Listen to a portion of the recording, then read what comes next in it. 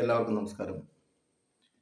നമ്മുടെ സംസ്ഥാനത്ത് ഏറെ കോളിളക്കം ഉണ്ടാക്കിയ ഒരു മരണമാണ് കണ്ണൂർ ADM ആയിരുന്ന പത്തനംതിട്ട മലയാലപ്പുഴ സ്വദേശി നവീൻ ബാബുവിൻ്റെ മരണം.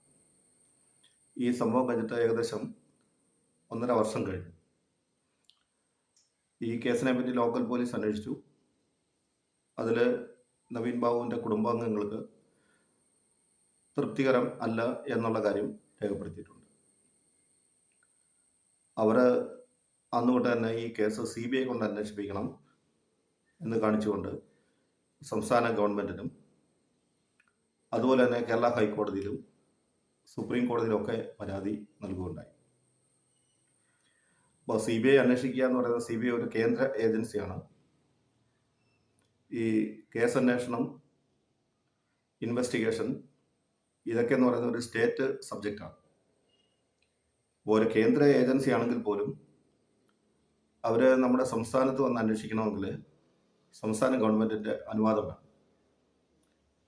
എന്നാൽ ചില സംസ്ഥാനങ്ങൾ ഈ അനുവാദം ബ്ലാങ്കായിട്ട് കൊടുത്തിട്ടുണ്ട്, നേരത്തെ തന്നെ കൊടുത്തിട്ടുണ്ട്. എന്ന് പറഞ്ഞാൽ അങ്ങനെയുള്ള സംസ്ഥാനങ്ങളിൽ CBI അന്വേഷിക്കുന്നതിന് പ്രത്യേക അനുവാദം വേണ്ട.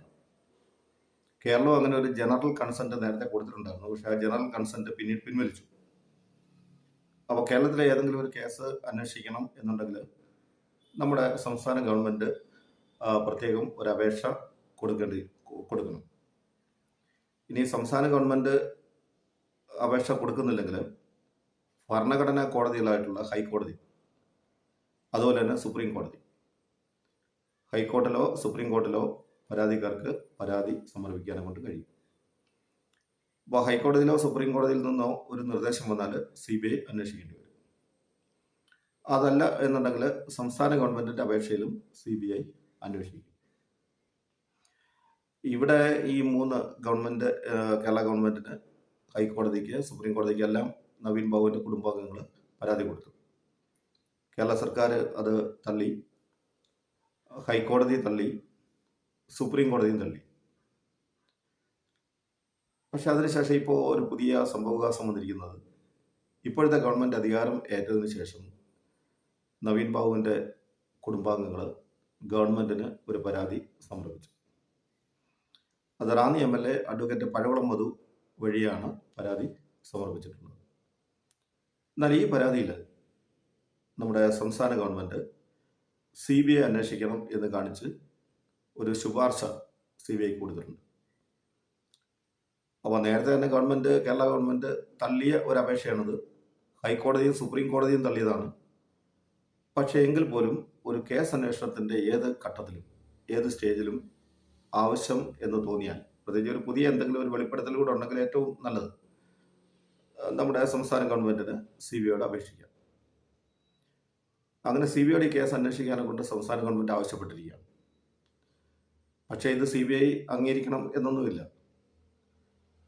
പല സാഹചര്യങ്ങളിലും സംസ്ഥാന ഗവൺമെൻറ്റിൻ്റെ അപേക്ഷ CBI നിരസിച്ചിട്ടുണ്ട്. നമ്മുടെ സംസ്ഥാന ഗവൺമെൻറ്റിൻ്റെ അല്ല, പല സംസ്ഥാനങ്ങളിലെയും ഗവൺമെൻറ്റിൻ്റെ അപേക്ഷകൾ CBI നിരസിച്ചിട്ടുണ്ട്. അതിന് മതിയായ കാരണങ്ങൾ വേണം എന്നേ ഉള്ളൂ. എന്തായാലും ശരി, ഇപ്പോൾ സംസ്ഥാന ഗവൺമെൻറ് CBIക്ക് അപേക്ഷ കൊടുത്തിട്ടുണ്ട്. CBI അന്വേഷിക്കും എന്നുള്ളത് തന്നെ നമ്മൾ പ്രതീക്ഷയോടെ കാത്തിരിക്കുക. എന്തായാലും ഒരു കേസ് അന്വേഷണമാണ്, ഒരു മരണം നടന്നതാണ്. അപ്പോൾ ആ മരണത്തിലെ കുടുംബാംഗങ്ങൾക്ക് പരാതി ഉണ്ടെങ്കിൽ തീർച്ചയായിട്ടും അത് ദൂരീകരിക്കും.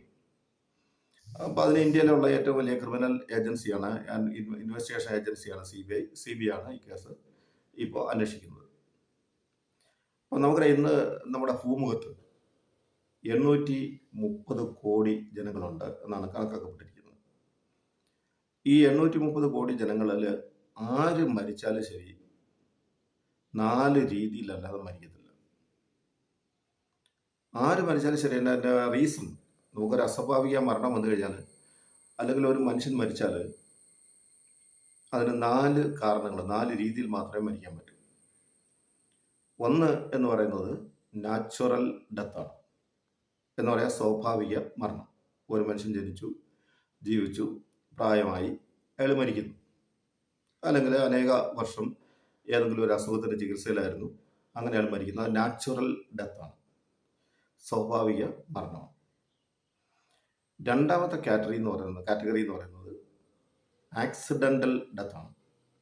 ഇപ്പോൾ ഒരു മനുഷ്യൻ ഒരു അപകട മരണം, ഇപ്പോൾ വണ്ടി ഓടിച്ചു പോകുമ്പോൾ അയാൾ അപകടത്തിൽപ്പെട്ട് മരിക്കുന്നു, അല്ലെങ്കിൽ പാമ്പ് കടിയേറ്റ് മരിക്കുന്നു, അല്ലെങ്കിൽ കിണറ്റിൽ വീണ് മരിക്കുന്നു, അല്ലെങ്കിൽ വെള്ളത്തിൽ വീണ് മരിക്കുന്നു, അങ്ങനെയുള്ള ആക്സിഡൻ്റൽ ഡെത്ത്. ഇനി മൂന്നാമത്തെ ഒരു കാരണം എന്ന് പറയുന്നത് ഹോമിസൈഡാണ്.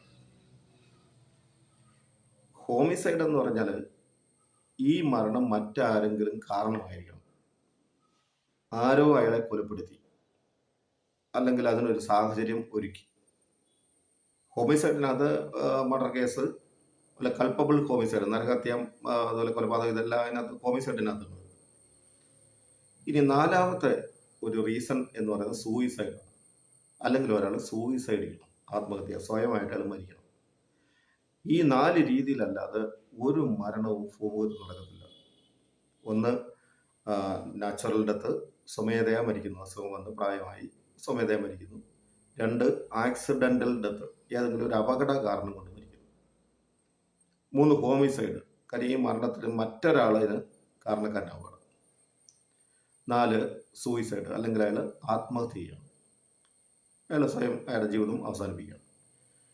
അപ്പോൾ ഒരു അസ്വാഭാവിക മരണം വന്നു കഴിഞ്ഞാൽ ഈ അസ്വാഭാവിക മരണത്തിന് കേസെടുത്താൽ ഏത് രീതിയിലാണ് മരിച്ചിരിക്കുന്നത്, ഈ 4 രീതിയിൽ ഏത് രീതിയിലാണ് അയാൾ മരിച്ചിരിക്കുന്നത്, ഇതാണ് കണ്ടുപിടിക്കേണ്ടത്. അന്വേഷണ ഏജൻസിയുടെ ഒരു ഇതെന്ന് പറഞ്ഞാൽ ഫൈനലായിട്ടുള്ള ഒരു കാര്യം, ഈ 4 രീതിയിൽ ഏതാണ്. നവീൻ ബാബു സൂയിസൈഡ് ചെയ്തതാണോ? നമുക്കറിയാം നവീൻ ബാബുവിന് ഇതില്ല, നാച്ചുറൽ ഡെത്ത് അല്ല, സ്വാഭാവിക മരണമല്ല, പ്രായമായി മരിച്ചതല്ല. പിന്നെ ആക്സിഡൻ്റൽ ഡെത്ത്, അതുപോലെ സൂയിസൈഡ്, ഹോമിസൈഡ്, ഏതെങ്കിലും ആക്സിഡൻ്റൽ ഡെത്താണോ സംഭവിച്ചിരിക്കുന്നത്, അതിനും സാധ്യതയില്ല, റൂൾ ഔട്ട് ചെയ്തിരിക്കുന്നു. പിന്നീട് വന്നിരിക്കുന്ന 2 കാര്യം, ഒന്ന് സൂയിസൈഡ്, ആത്മഹത്യ, നവീൻ ബാബു ആത്മഹത്യ ചെയ്തതാണോ എന്നുള്ള ഒരു സംശയം, അതിനെപ്പറ്റി അന്വേഷിക്കുക. അതല്ല എന്നുണ്ടെങ്കിൽ ഹോമിസൈഡാണ്. എന്ന് പറഞ്ഞാൽ നവീൻ ബാബു ആരോ കാരണം മരിച്ചിരിക്കുകയാണ്, നവീൻ ബാബുവിനെ ആരോ കൊന്നിട്ടുണ്ട്. അപ്പോൾ അതിനകത്ത് പ്രധാനമായിട്ട് നമ്മൾ കണ്ടുപിടിക്കേണ്ടത് സൂയിസൈഡ് അല്ല, സൂയിസൈഡ് അല്ലെങ്കിൽ ഹോമിസൈഡ്, നാച്ചുറൽ ഡെത്ത് അല്ല, ആക്സിഡൻ്റൽ ഡെത്ത് അല്ല.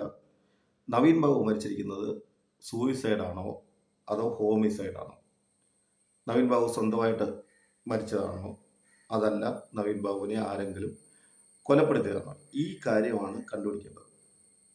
ഈ കാര്യത്തിലാണ് അന്വേഷണം ഇപ്പോൾ നടക്കുന്നത്. തീർച്ചയായിട്ടും ഈ അന്വേഷണത്തിൽ ഒരു കേന്ദ്ര ഏജൻസി, കേന്ദ്രത്തിലെ ഇന്ത്യയിലെ തന്നെ ഏറ്റവും വലിയ ശക്തമായ അന്വേഷണ ഏജൻസി CBI ആണ് അന്വേഷിക്കുന്നത്. ഈ കാര്യത്തിൽ നമുക്കൊരാശങ്കയുണ്ട്, ഇദ്ദേഹം ഏത് രീതിയിലാണ് മരിച്ചത് എന്നുള്ളത്. അദ്ദേഹത്തിൻ്റെ മരണകാരണം കണ്ടുപിടിക്കാൻ ഈ കേന്ദ്ര ഏജൻസിക്ക് കഴിയട്ടെ എന്ന് നമ്മൾ പ്രാർത്ഥിച്ചുകൊണ്ട് കാത്തിരിക്കാം.